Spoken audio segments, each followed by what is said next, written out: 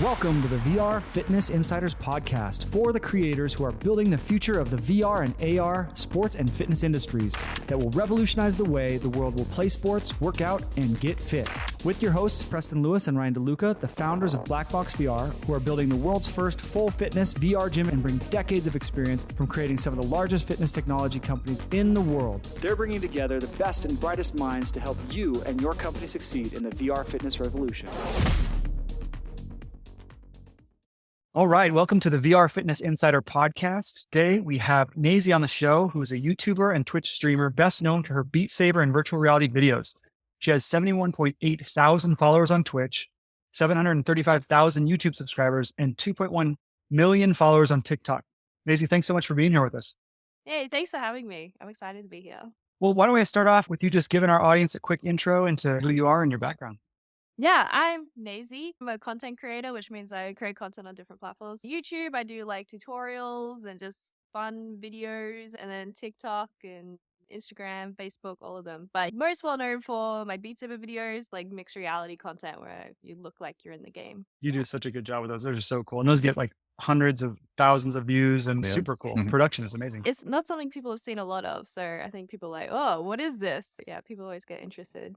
Awesome. So how did you first get interested in VR? It's been like a long burn kind of thing.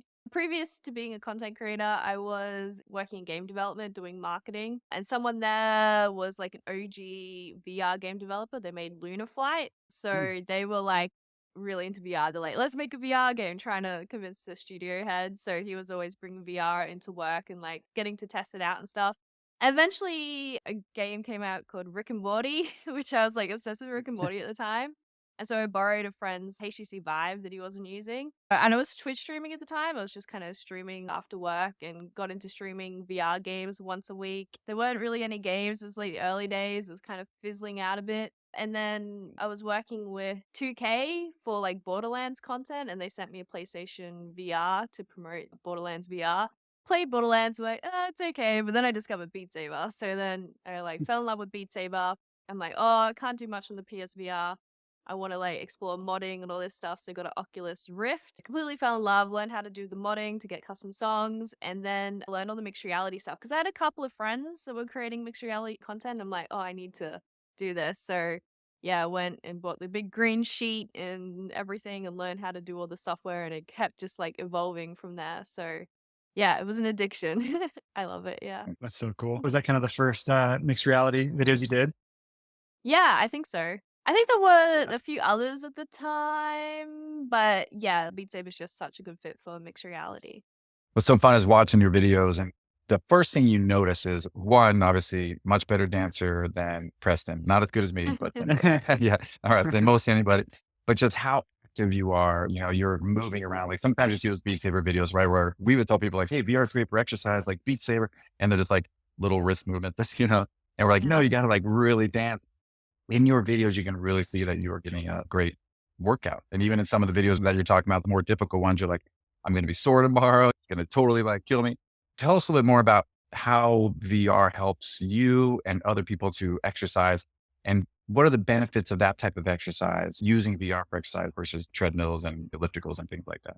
I have a background in dance. Like I did dancing like all my life. Mostly Irish dancing is what I did a lot of. So I think that dance element kind of came naturally. And I think it just made it more fun, just instead of standing there trying to hit the blocks, like dancing around. I think I realized there was an opportunity there for content as well. I've seen people upload Beat Saber, but no one's dancing to it. And I think I was dressing up a bit as well. So I saw that as an opportunity to create different content. But I think the biggest thing is just like the barrier of entry to an extent, like VR can be hard to get into. To go to the gym or to go like cycling or whatever, it takes a lot of effort. At the time, I was going through some personal stuff. I was really anxious and like not in a good mental headspace. I just kind of found diving into Beat Saber, you know, using it as exercise in a way to distract my mind definitely helps my mental health and also physically as well, because you're just kind of working out every day, getting that heart rate up. I didn't do it for the exercise, but then you're like, oh, it has all these benefits. So yeah, I definitely fell in love with it. And I think like, especially when you are feeling anxious, it's hard to just go outside or go to the gym. I find just jumping into Beat Saber so much easier. Such a good way to put it. One thing we hear all the time is that people will start doing VR and on accident, they start getting exercise. They didn't really Yeah. think about it. They're just like, wait a minute, my Apple Watch just said that I was exercising, but I was just playing a fun game. And it's such an interesting point that you're saying about also the ease of just going in there and you're in your own world and block everything out. And just people that are feeling more anxious or having other issues in their life can really just quiet all that down and let you focus on what you're doing. Yeah, with the Quest, it's just made it so much easier for people to just do it at home. So yeah, it's been great. Just seeing your Beat Saber videos, I'm like, you have some legit skills in Beat Saber too. You definitely put your hours in there. Yeah, it's just something you just love. Like when I Yeah. first got into it, I was just playing it daily. And I never really tried to like actively be the best at Beat Saber. So many people are way better than me. But I think the fact that I can dance as well kind of adds a different element to it. I think a different type of skill. I'd rather enjoy it than worry about trying to get high scores. And I feel like going too crazy with some of those Beat Saber maps, you don't want to get RSI or anything. Yeah, some people it's beyond an obsession in a different way, and then they have to do all these little tricks and things to try to make it so you get that higher score, which it almost gets frustrating at that point because now you can't beat the score you had before, and you're no longer enjoying it versus like the joy that you have when we're watching your Yeah. videos. Yeah, and when people ask me for advice, just have fun. Don't worry if you're like not beating the song. Just have fun and enjoy it. Well, you mentioned many things that make Beat Saber a very fun experience. What else about Beat Saber specifically makes it so engaging in your I mind? guess the best word to describe it is like flow state. That balance of like when you're being challenged, but also having fun at the same time. It kind of unlocks that meditative part in your brain that really just wants to get better and better. There's such a good like high skill ceiling with Beat Saber, but it's not unattainable. Like when I first started playing Beat Saber, I'd see these hard songs. I'm like, there's no way I will ever be able to do that. But like with a bit more practice, you're like, oh, I did that. And it's such a good feeling being able to see yourself get better and better. I think with that element of the physical activity, increasing your heart rates, releasing dopamine, and all those good things. So I think that mixture of challenge, fun, and exercise just makes it really fun and addictive. So true. And then you're in this crazy futuristic world with just these environments and the music, an infinite number of mods, it seems like, and all sorts of things you can do there.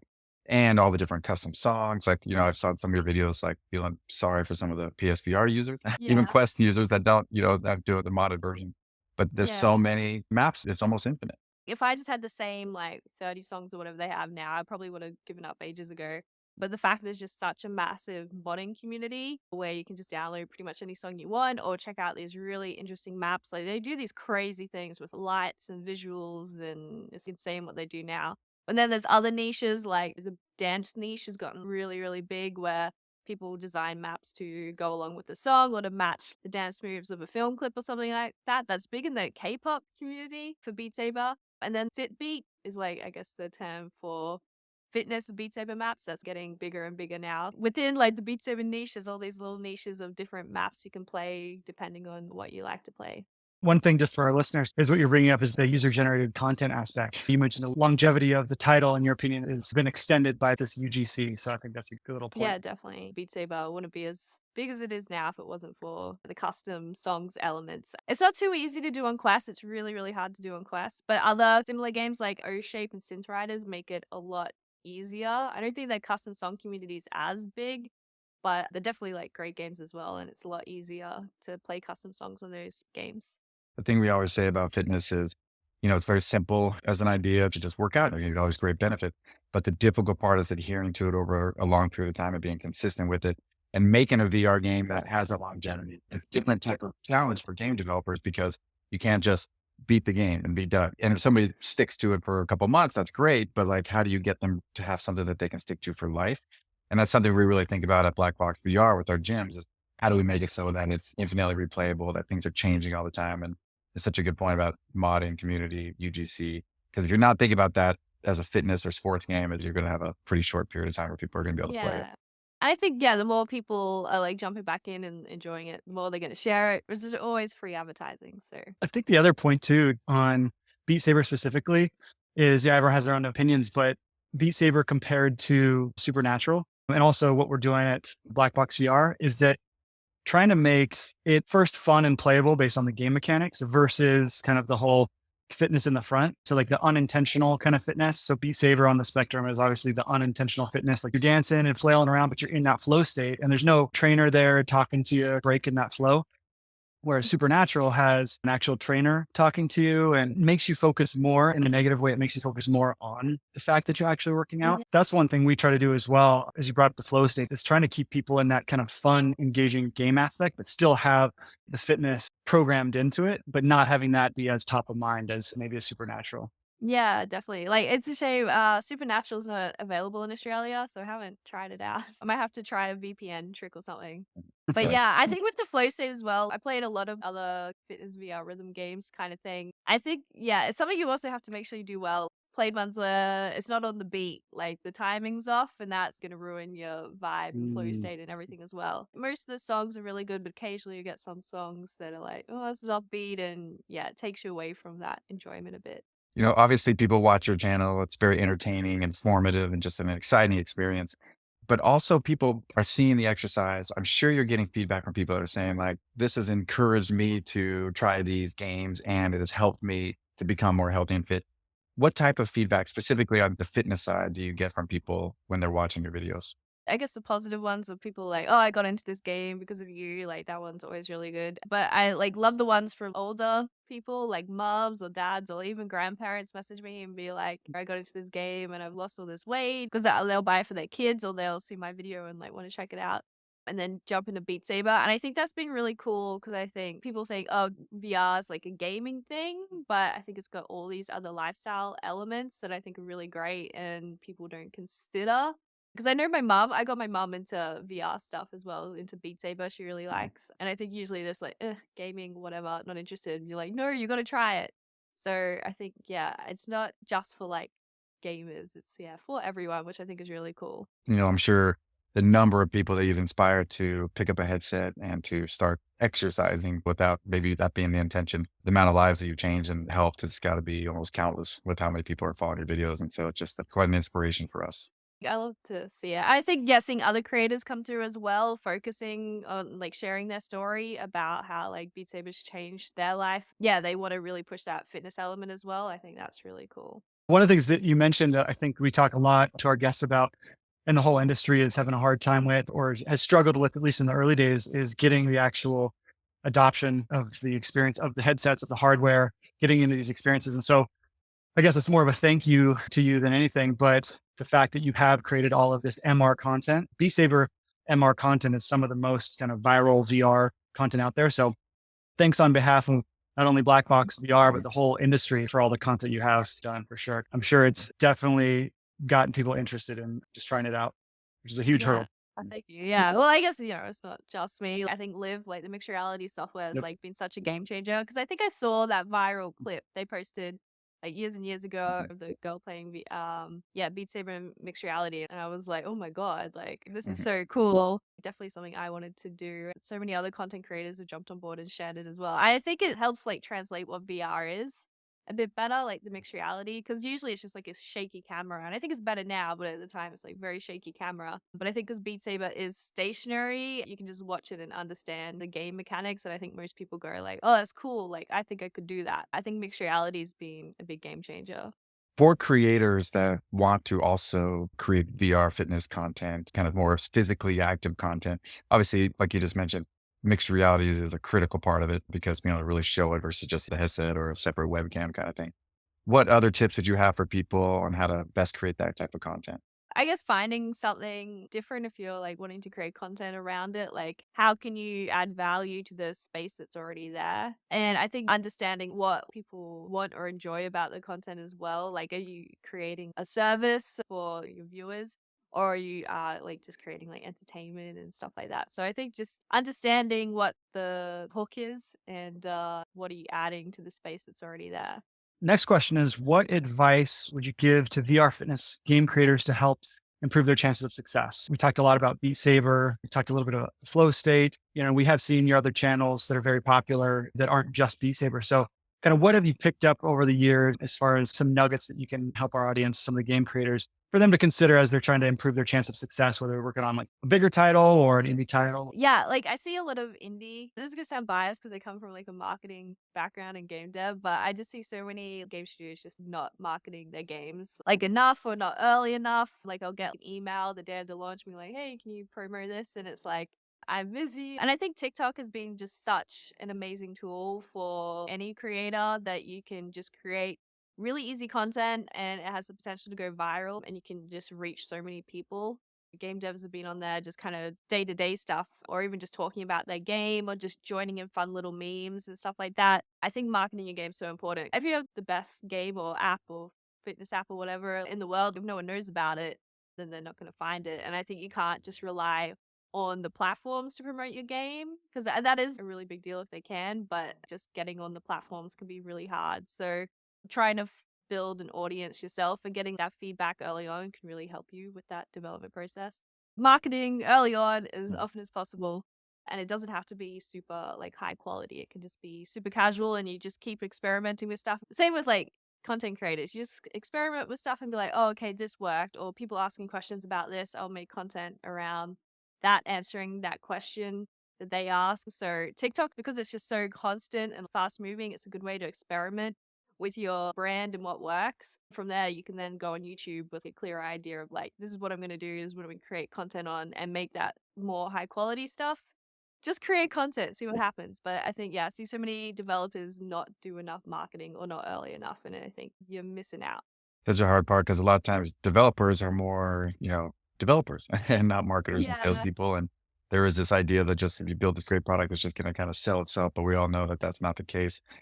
Also, what type of features do you think are good inside VR games, especially for ones that are trying to promote physical fitness or just on accident, physical fitness?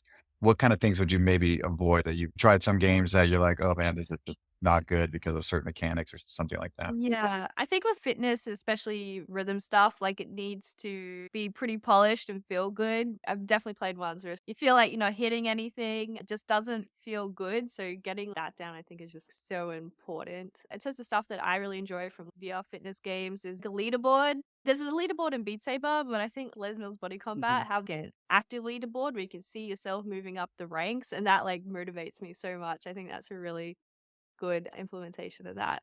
Opportunity for custom stuff can be a big game changer, but I know that can be difficult where your community can make stuff for it. I think Pixel Whip have just started to add this, so I'm interested to see how that goes.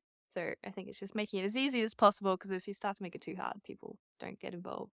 What do you think about social features? Just kind of throwing that out there as far as have you seen any specific social features like the Beat Saber multiplayer? It's not an actual like fitness feature, but do you see things like that as key to helping people stick to fitness or? Like with Beat Saber, you can watch your replay, but I think sharing it, you've got your inbuilt sharing feature, which I think a lot of people work, or anything that can like stabilize the camera. I think depending on the game, that can be a big one as well. And sometimes it can just be like an on and off switch. I think Beat Saber kind of has like a stabilized on and off switch. Being able to challenge like a friend or something pretty easily can be good. I mean, wanting to like create a link that I can invite to send to people and they can challenge me. So create like a group rather than challenging one person. I'd love to be able to create a link and be like, okay, everyone come challenge my score in this game and be able to see the results. So I would like something like that. I don't think it exists. Oh, very cool. So basically like you'd share out an invite link and just the people you invited would be on that private leaderboard. Yeah. Because then you're not versing randoms. And I don't want to like Hmm. friend everyone Yeah. on my quest. It can be really hard to friend people on the quest. So it's just like something external to that. Yeah, I think would be cool. Okay, so how do you hope that VR hardware and software improves in the next few years to help make it more popular and useful for exercise? The potential of the like full color pass through slash AR, whatever you want to call it, I think is really, really cool. I think if you've only used the Quest 2, it's just black and white. But if you tried the Quest Pro or the HTC Vive XR Elite, that full color pass through is really cool. And I think it's been a while since I've been like wowed in VR, but that color pass through stuff, I'm like, wow, this is like Mhm. cool. And it definitely feels like that's going to be the future. I'd love to see some fitness games utilize that because I think it's more accessible. You can see your environment. It's less scary for people who are new to VR, that they're not claustrophobic. I think it's better for motion sickness and better for safety where you can see your environment. And if you are just doing any kind of fitness game with that. I think it'll be a lot more accessible for people who don't want that kind of claustrophobic feel of VR. Will definitely happen. So you mentioned the pass-through you think is good for adoption, which I think is a great note. I'm personally like really into like the full immersion aspect of it, right? I guess I just never think about the adoption piece because we're early adopters. And so it's like, oh, well, that's not even a factor. But really interesting point for our listeners that it could actually be something that makes it a little easier to ease into the technology, less scary and stuff like that. But what about weight, right? The weight of the headset. Do you want to talk a little bit about the Apple headset and the design specs and stuff like that? Do you want to address Yeah, any of that? sure. I guess like yeah, with the new Apple headset, it's going to have like an external battery. I guess you could put in your pocket and then just runs a cable up to the headset, which I think is pretty interesting because I think with the Quest, a lot of headsets because they got the battery in it, they're so uncomfortable.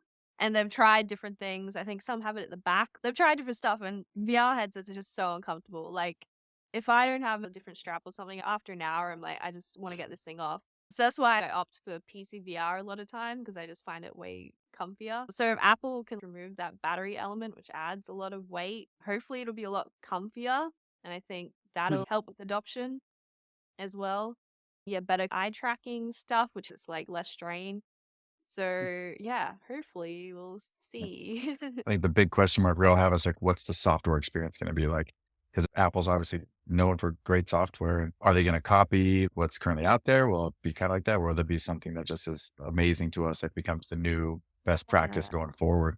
That's where, yeah, Apple can definitely shine. Like the Quest experience isn't great. They keep changing things, especially in the iPhone app. I'm like, where do I see my games? Like, how do I do like half the things? Because I try and get my mom to use it, like trying to explain it to her, and then they change it a month later, and you're like, oh my God, okay. Yeah, I think user experience is where Apple can really improve that. As a gamer, I'm nervous that they'll go more the lifestyle route, which isn't a bad thing. I think that could be interesting, or whether the games would be kind of basic. I think like Crossy Road, those type of games in VR could be interesting, but it's like still a very casual audience. It'll be interesting to see how casual or hardcore they want to go, or whether they'll try and do both. I think that'll be interesting. Now I'm imagining Crossy Road with my grandma, like actually getting ran over by a bus. I'd like to see that actually. I'd be very excited. If you wear the headset, you just walk out into the street with pass through on and you're good. It's Yeah, real across the Yeah. road. You don't even need the games. So, we watched some of your videos as well, and I kind of perked up over it because it was the weight aspect is actually something that has been a gating issue early on. People want to be comfortable when they work out, especially when you think about VR fitness. People are like, oh, so I actually wear the headset when I'm working out. What? Aren't you going to get sweaty? And so that's been the question kind of since day one, especially when we started Black Box VR. And the cool thing is, of course, a lot of these headsets have gotten lighter and lighter in weight, but as you were explaining the Apple disconnected battery thing or the PCVR thing you mentioned, that's a really interesting use case. I would say that what Apple's really good at is the user journey aspect of it, of like thinking about what's a day in the life look like with this tech. And so just thinking about that battery pack detached, it's kind of this odd, like, well, is that kind of dorky? You have this cable going into your pocket.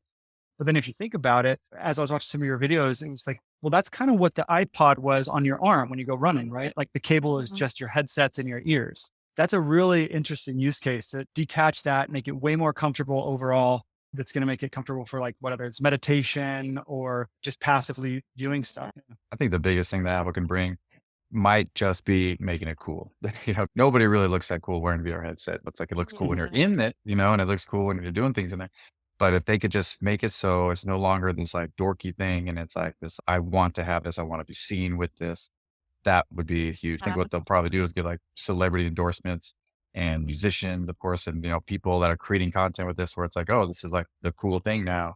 It used to be that using computers in general was the dorkiest thing ever. And then all of a sudden it became cool because of Apple. Now you got this cool, sexy, what was it? The iMacs, right? They're all different colors. And, if we could do that, just that alone would make adoption go up dramatically. Yeah. Another conversation I've seen is just like if Apple doesn't do well, they screw it up, then that's going to scare everyone off VR. I think I had faith. Apple are pretty switched on, but yeah, entering XR is a whole new thing. So hopefully they do it well.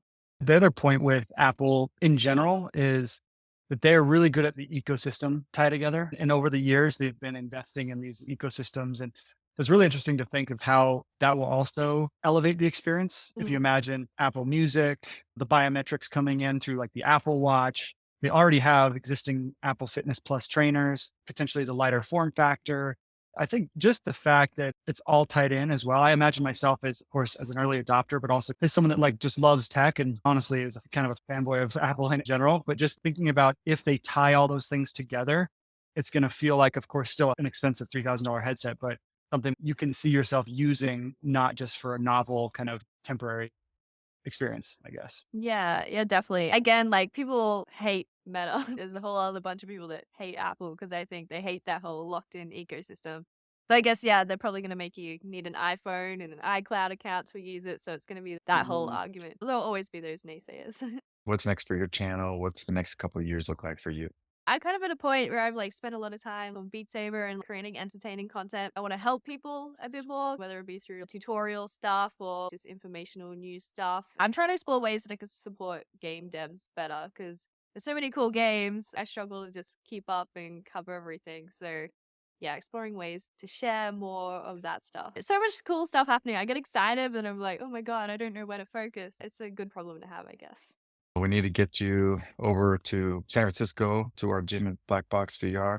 Love to have you try it out. Wish we could send you the experience or machine, but someday, and hopefully get it over to Yeah. Australia. I need to do like a tour of America and just collab with like everyone. Everyone's over Yeah. there. It's a long way from Australia, but yeah, one day I'll get over there. I definitely want to dive more into like the VR fitness world and add it more to my daily routine. Because I go to the gym like twice a week, but I love that cardio element as well. So yeah. More tutorials and more examples of what you're doing and how to get a good workout using these games and, how to put them together into kind of a little bit of a routine. And I'm sure with so many more VR fitness games coming out, over these next few years, so you'll have endless content. Yeah, it's exciting time. I'm looking forward to it.